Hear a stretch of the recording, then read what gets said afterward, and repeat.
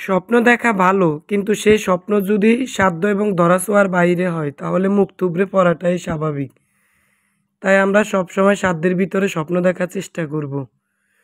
পাতিয়া ব্লগ থেকে আমি ফাহিমা বরাবরের মতো ভোলা জেলা থেকে আরও একটা লাইফস্টাইল ব্লগ নিয়ে হাজির হয়েছি। কেমন আছেন আমার প্রিয় আপু, ভাইয়া, আন্টি ও সোনামণিরা? আশা রাখছি সবাই অনেক বেশি ভালো আছেন, সুস্থ আছেন। আর আপনাদের দোয়ায় আমি আমার পরিবারের সকল সদস্য নিয়ে আলহামদুলিল্লাহ অনেক বেশি ভালো আছি। তা আজকের ভিডিওটি আমি শুরু করেছি সকালের খাবারের পর থেকে। আজকে সকালে ভাত খেয়েছি, মানে রাতে ভাত এবং তরকারি ছিল, সেটাই গরম করে সবাই খেয়ে নিয়েছি। তার জন্য সেই অংশটুকু আর ক্যামেরায় ক্যাপচার করলাম না। সোজা ভিডিওটা শুরু করলাম আমার ছেলের বেডরুম থেকে। তো ওর বেডরুমটা আজকে পরিষ্কার করে একটু অর্গানাইজিং করব, ঘরে থাকা যা জিনিস আছে পুরনো জিনিস দিয়ে, আর হচ্ছে খুব পছন্দের রিয়েল প্লান্ট মানে মানি প্লান্ট দিয়ে। তো দেয়াল সেলফগুলো মুছে এক এক করে আর্টিফিশিয়ালি ফ্লাওয়ার রেখেছি, তারপর হচ্ছে মানি প্লান্ট রেখেছি। তো ঘরের ভিতরে সবসময় মানে আর্টিফিশিয়াল ফ্লাওয়ার চেয়েও রিয়েল প্লান্ট রাখলে অনেক বেশি ভালো লাগে। আর আমার ছেলের সবচেয়ে পছন্দের একটা শোপিস রেখেছি টাইগারের। এটা ও যখন পঞ্চম শ্রেণীতে বৃত্তি পেয়েছে তখন আমরা ওর আনন্দ উপভোগ করার জন্য ঢাকা গিয়েছিলাম, তখন ওকে আমি এটা গিফট করেছি। তো খুব যত্ন সহকারে ও কিন্তু এটা রাখে। তারপর হচ্ছে ওর পড়ার টেবিল বরাবর উপরে যে দেয়ালমেট আছে ওটা পরিষ্কার করে নিলাম। প্রচুর পরিমাণে ধুলাবালি হয়েছে যেহেতু এটা ব্ল্যাক কালার। তারপর হচ্ছে টেবিলের উপরে যে দুইটা দেয়াল সেলফ আছে সেগুলো পরিষ্কার করে দুইটা স্নেক প্লান্ট দিয়ে সাজিয়ে নিলাম। তো এই তো একাংশ জিনিস অন্য অংশে দিয়ে এভাবে অর্গানাইজিং করলে খুব নতুনত্ব একটা লুক দেয়। তো যারা আমার ভিডিওটির সাথে পর্যন্ত আছেন কিন্তু একটা লাইক দেন নাই, প্লিজ প্লিজ আমার প্রাণের প্রিয় আপু ভাইয়ারা ছোট্ট একটা লাইক দিয়ে ভিডিওটি কন্টিনিউ করবেন। আপনার একটা লাইক আমার কাছে অনেক বেশি মূল্যবান। আর যারা লাইকটা দিয়ে দিয়েছেন তাদের সবার প্রতি রয়েছে অনেক বেশি ভালোবাসা ও আন্তরিক অভিনন্দন। এবার হচ্ছে ছেলে পড়াশোনা করার পরে বইগুলো এলোমেলো হয়ে আছে, তো সেগুলো একটু গুছিয়ে নিলাম। আর দুই কর্নারে দুইটা মানি প্লান্ট রেখেছি, এগুলো হচ্ছে পানিতে ভেজানো। তো যারা আমার ভিডিও সব সময় দেখেন তারা তো জানানে আমার বাসার বিভিন্ন অংশে কিন্তু মানি প্লান্ট গাছ দিয়ে সাজানো। তারপর হচ্ছে একটা বাস্কেটে সিঙ্কুরিয়াম প্লান্ট রেখেছি। তো এটা কিন্তু নতুনে, তাও একটা গ্লাসের পানির ভিতরে রেখেছি, দেখতে কিন্তু অনেক বেশি ভালো লাগে। তারপর সব কিছু গুছিয়ে চলে আসলাম, বিছানা চাদর বিছিয়ে দেব। তো পুরনো বিছানা চাদরটা তুলে ফেলেছি, আর হচ্ছে একটা সুন্দর বিছানা চাদর পেতে দিলাম। তো যারা ফার্স্ট টাইম আমার চ্যানেলটা ভিজিট করছেন, যদি আমার লাইফস্টাইল ব্লগের কোনো অংশ আপনাদের ভালো লাগে তাহলে প্লিজ প্লিজ চ্যানেলটা সাবস্ক্রাইব করে পাশে থাকবেন। আর যদি এই ধরনের আরও লাইফস্টাইল ব্লগ দেখতে চান তাহলে পাশে থাকা বেল বাটনের অল অপশনটা অন করে রাখবেন। এতে করে আমি যখন কোনো ভিডিও আপলোড করব তখন আপনার ফোনে নোটিফিকেশন চলে যাবে আর আপনি দেখে নিতে পারবেন। তো কথা বলতে বলতে বেডরুমটা খুব সুন্দর করে গুছিয়ে নিয়েছি। এখন হচ্ছে কোরবালিশটা দিয়ে দেব। তা আমার বাসার ভিতরে দুইটা কোরবালিশে অনেক বেশি হেভি, মানে খুব বেশি কষ্ট হয় এগুলো তুলতে। আমার ছেলে এবং হাজব্যান্ড দুইজনেই কিন্তু মোটা কোরবালিশ ধরতে অনেক বেশি কমফোর্টেবল ফিল করে, তার জন্য আরই মোটা কোরবালিশ বানানো হয়েছে। এবার হচ্ছে অর্গানাইজিংয়ের পরে বেডরুমটা সিম্পলভাবে কিভাবে লুক দিলাম সেটাই আপনাদের সাথে এখন ঘুরিয়ে ঘুরিয়ে শেয়ার করব। তো যে কোনো জিনিস সাজাতে বা অর্গানাইজিং করতে খুব বেশি নতুন জিনিসের প্রয়োজন হয় না। বাসার এক অংশের জিনিস এনে অন্য অংশে দিয়ে এভাবে যদি আমরা সাজিয়ে গুছিয়ে তুলি তাহলে কিন্তু খুব নতুন একটা লুক দেয়। তো এই তো এক পাশ থেকে আরেক পাশের দূরত্ব দেখিয়ে দিলাম যে দেখতে কেমন লাগে। তবে আমি আরও কিছু দেয়াল স্টিকার এনে আমার ছেলের বেডরুমটা খুব সুন্দরভাবে অর্গানাইজিং করব। তো সেটা পরের ব্লগে শেয়ার করব। অলরেডি আমি দারাজে অর্ডার দিয়েছি। তো এই তো খুব সিম্পলভাবে কিন্তু আমার ছেলের বেডরুমটা আমি সবসময় সাজিয়ে গুছিয়ে রাখি। মানে বাসা কিন্তু দামি দামি ফার্নিচার হইলে হয় না। খুব সুন্দরভাবে যদি আপনি সবসময় পরিষ্কার পরিচ্ছন্ন থাকেন তাহলে বাসা কিন্তু এমনিতে অনেক বেশি ভালো লাগে। তারপর চলে আসলাম কিচেনে। তো ওই যে আমার মেয়ে কিন্তু খাবার খেয়েছে, তো বলে যে আমাকে একটু আম কেটে দাও। তো এখানে আমি 2 পদের আম নিয়েছি, ল্যাংড়া আর হচ্ছে আমরুপালি। তো আম্রপালি কিন্তু লাল কালার, অনেক বেশি মিষ্টি ল্যাংড়ার চেয়েও। তো আমার মেয়ে আর আমার জন্য আমি এখানে 4টা আম কেটে নিয়েছি। এখন মা আর মেয়ে আম খেয়ে নেব, আবার ছেলে যখন স্কুল থেকে আসবে ওকে কেটে দেব। তো এই সিজন যেহেতু আমের সিজন, তো আমি কিন্তু সকাল দুপুর বিকাল সবসময় আম খাওয়ার চেষ্টা করি। আমার কাছে আম অনেক বেশি পছন্দ। তারপর হচ্ছে গোসল করে একটু রেডি হয়ে পুরো ঘর কিন্তু ঝাড়ু দিয়ে নিয়েছি অফ ক্যামেরায়। তারপর হচ্ছে দুপুরে রান্না করার জন্য চলে আসলাম। তো দুপুরে রান্না যেমন আমি এখন মুরগির মাংস রান্না করব মুগ ডাল দিয়ে, আর হচ্ছে এক চুলায় ভাত বসিয়ে দিয়েছি। দেখা গেছে মাংসটা রান্না বসিয়ে দিয়ে আমি আবার কাতলা মাছ দিয়ে আলু আর কাঁঠালের বিচি দিয়ে রান্না করব, তো সেটা তৈরি করব, মানে রেডি করব রান্না করার জন্য। তো এখন হচ্ছে মুরগির মাংসটা রান্না করার জন্য এখানে আমি গরম মশলা আর পেঁয়াজ দিয়েছি তেলের সাথে বেশি পরিমাণে। তারপর হচ্ছে থেতো করা রসুন আর 2 টেবিল চামচ আদা দিয়েছি। তো আমি কিন্তু সবসময় আমার রান্নার ভিডিওগুলো ডিটেলসে শেয়ার করি, কারণ অনেক নতুন আপু ভাইয়ারা আছে আমার রান্না থেকে অল্প হলেও উপকৃত হবেন। তারপর হচ্ছে 2 টেবিল চামচ হলুদ আর মরিচের গুঁড়া দিয়ে খুব সুন্দরভাবে কষিয়ে নিয়েছি। তেলটা যখন উপরে এসেছে মশলার এ পর্যায়ে এসে আমি হলুদ দিয়ে মেরিনেট করে রাখা চিকেনের টুকরোগুলো দিয়ে দিলাম, আর হচ্ছে গরম মশলা আর জিরার গুঁড়া দিয়ে দিলাম 2 টেবিল চামচ।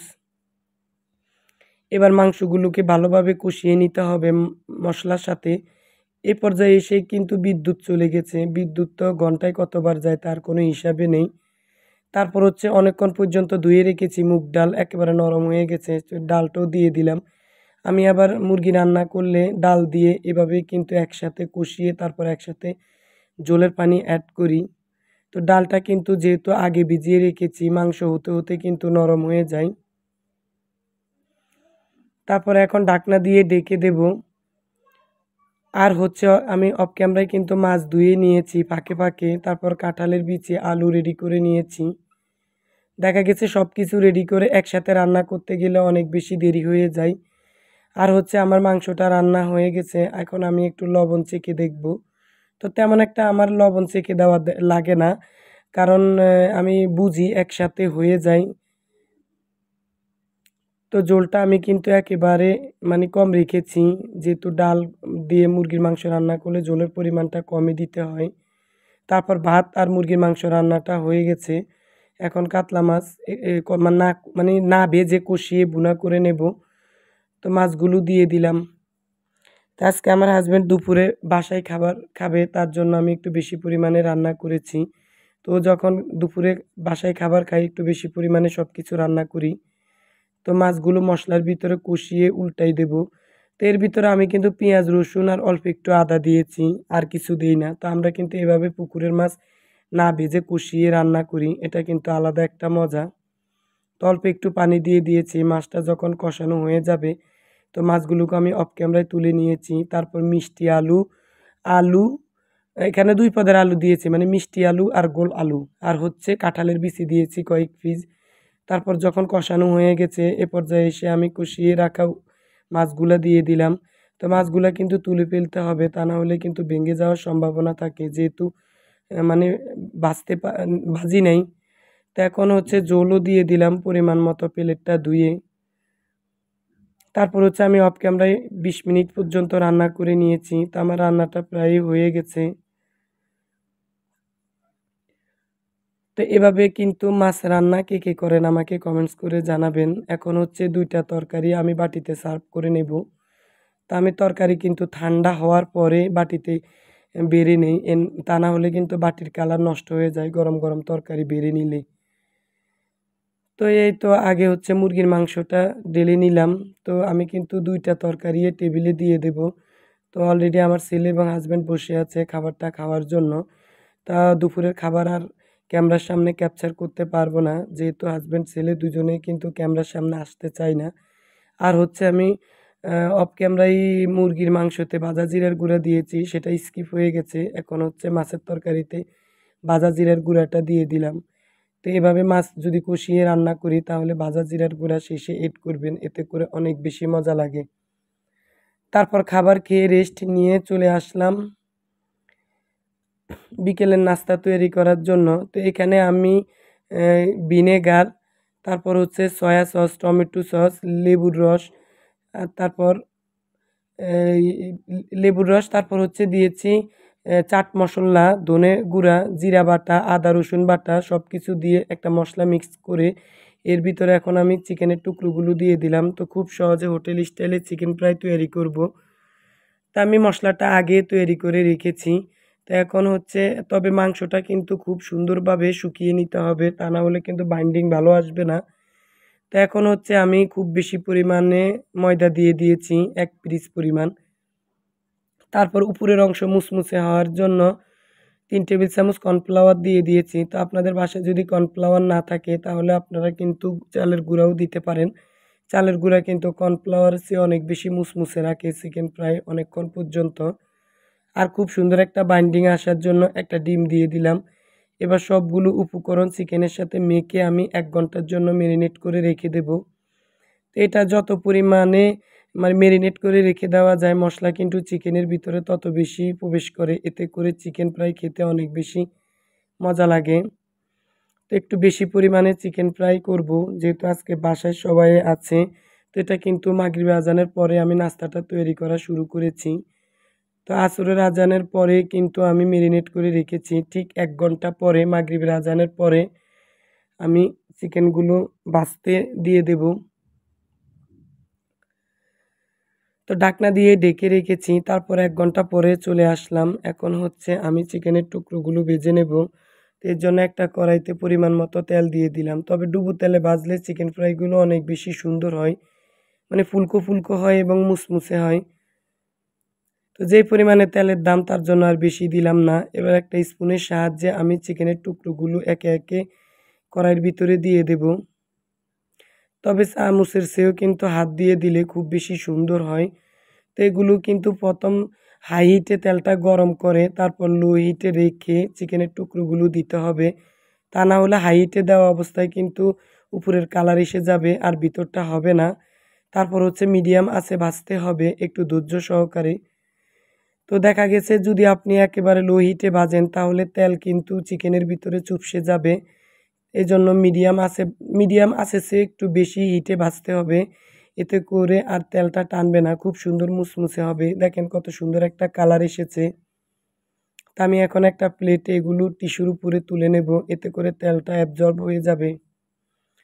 তারপর হচ্ছে আমি এবার দ্বিতীয় পর্যায়ে এসে চিকেনের টুকরোগুলো দিয়ে দেব। তো আগুনটা কিন্তু আমি লো হিটে রেখেছি। তা আমি এবার কিন্তু হাতের সাহায্যে দিয়ে দিলাম। তো প্রথমের চেয়ে দ্বিতীয়বার কিন্তু চিকেনগুলো বেশি হয়েছে। তো এবার আস্তে ধীরে উল্টাই দিতে হবে। তো আমি উপর দিয়ে কিন্তু একটু তেল ছিটে দিয়েছি, এতে করে চিকেনগুলো উল্টানোর সময় ভেঙে যাবে না। তো একেবারে খুব ধৈর্য সহকারে প্রায় 1.5 ঘন্টা সময় লেগেছে আমার চিকেনগুলো ভাজতে। এতে করে ভিতরটা খুব সুন্দরভাবে হয়ে যাবে, যেহেতু এগুলো ব্রয়লার চিকেন। তা না হলে কিন্তু কাঁচা থাকলে খেতে ভালো লাগবে না। তো দেখেন খুব সুন্দরভাবে মুসমুসে হয়েছে। আমি এখন সবগুলো তুলে নেব। তবে আজকে বাসায় কিন্তু টমেটো সস শেষ হয়ে গেছে, তার জন্য আর খেতে পারলাম না। আর অফ ক্যামেরা আমি কিন্তু 2টা আম কেটে নিয়েছি। এগুলো হচ্ছে লকনা আম। বাসায় 3 পদের আম ছিল। তো সকালে 2 পদের খেয়েছি। আর এখন হচ্ছে লকনা নিয়েছি। আমার কাছে কিন্তু মোটা আমগুলো অনেক বেশি ভালো লাগে। আর আমার বুড়িটা কিন্তু অধীর আগ্রহে চিকেন ফ্রাই খাওয়ার জন্য বসে রয়েছে। তো এর ভিতরে কিন্তু ও আপনাদেরকে ভালোবাসাও দিয়েছে। আপনারা ওর ভালোবাসা অ্যাকসেপ্ট করে ওর জন্য দোয়া করবেন। আর ছেলের জন্য, হাসব্যান্ডের জন্য রেখে দেব। ওরা কিন্তু চলে গেছে। কারণ ভাজতে তো অনেক সময় হয়েছে। তো এই তো আমি একটা ভেঙে কিন্তু দেখিয়ে দেব কেমন হয়েছে। তো উপরটা মুসমুসে, ভিতরটা কিন্তু জুসি, জুসি হয়েছে। খেতে একেবারে দুর্দান্ত হয়েছে।